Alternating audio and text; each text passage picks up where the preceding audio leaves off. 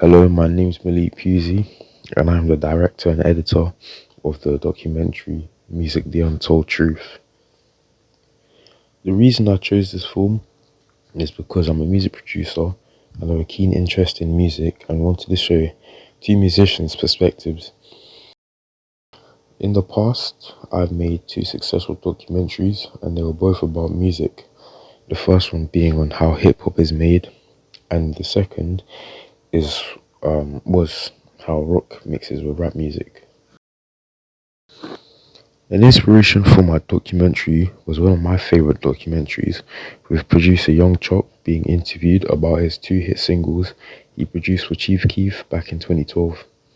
He spoke about how they met and the process of the songs he made and produced, and he gave a little breakdown of the song 300 specifically.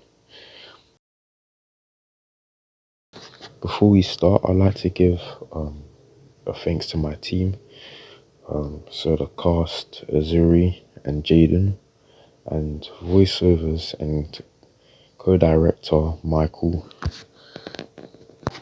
So the idea was about music and what goes into it. So I aimed to get two songwriters to explain music, to explain what music is to them and what they do and their processes of making music is. So I asked them questions that would help give a good understanding to the audience about musicians. So the first scene is Azuri like being introduced with a voiceover and an establishing shot to set the whole scene of the documentary. So the reason for my cast is that they are musicians and songwriters, and they fit my topic well, and they have experience with making music. So I try to push a narrative of like shedding light on those who do music and giving them more recognition. So that's why I decided to keep it based on musicians slash like songwriters. For the interviews, I used a mid shot of the interviewees to get themselves in, but also a bit of the background.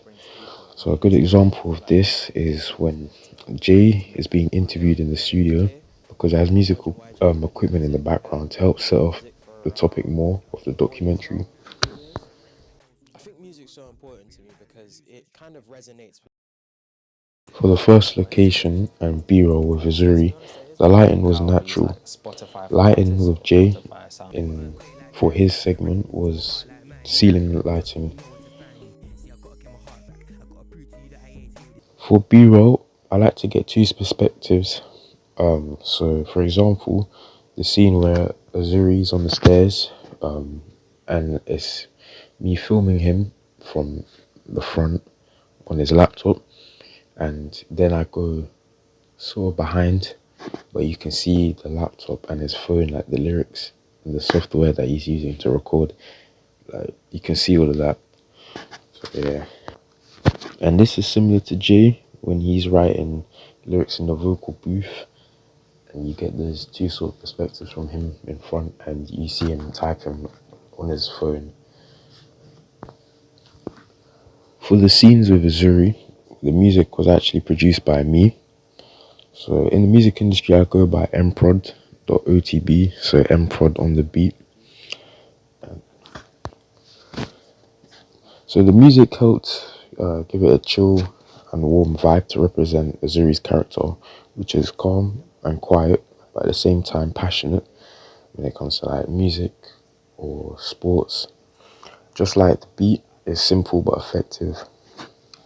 Also at the time, Azuri didn't have a song released to use in the background. So I used mine, which helped set the vibe off for his interviews and his segment of the documentary. The song for Jay's segment was his own song he made. The song has a mellow but quite jumpy vibe, which sort of reflects of his character. It was also used to showcase his own music that he makes. For the interviews, I tried to keep them short but effective at the same time. I cut down some of the answers to the best I could to not take up too much of the viewer's attention. For the transitions, I used crossfades and dip to blacks. I used a good amount of B-roll to balance the interviews and footage.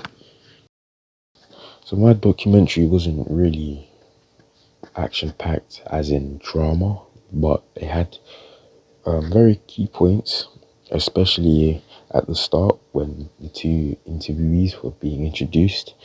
So at the beginning of their own segments, you're told their age, where they're from, and their goals and aspirations for music. So you see this with Azuri. He's 18, he's from London, and he aspires to be big in the music industry. Same thing for Jay. He is 17, from London as well, and he also aspires to make it big in the music industry. And yeah. So for this, I kept it short and informative enough. Another important part is when I show their SoundCloud pages. So this helps promote their work and hopefully gain more followers, like a bit more of a fan base, and help boost them in the music world. Yeah. So emotionally, this did have an impact, as when the audience was watching it, a lot of people liked Jay's song, and obviously I showed his SoundCloud page, so this will help. And a lot of people were asking, is the song released? Is it Jay's song? Like, is it actually his song? And obviously I put his SoundCloud page, so that will help, gaining more followers, because a lot of people were very interested in the song, and yeah, I thought it sounded really good. So scenes that I received a lot of feedback from the audience, and good feedback was a lot of the scenes with Jay. They had good pacing, good B-roll, and like a good song choice. And that was feedback from my peers. And I think what I did well was, I think my song choice worked, with shedding light on an artist's own music, but also at the same time, it contrasts with the characters, as I explained earlier. I liked the B-roll I used because it helped support the interviews very well. So what I would have done, a different approach, would probably be to add more B-roll and just give it more of a flair to the documentary.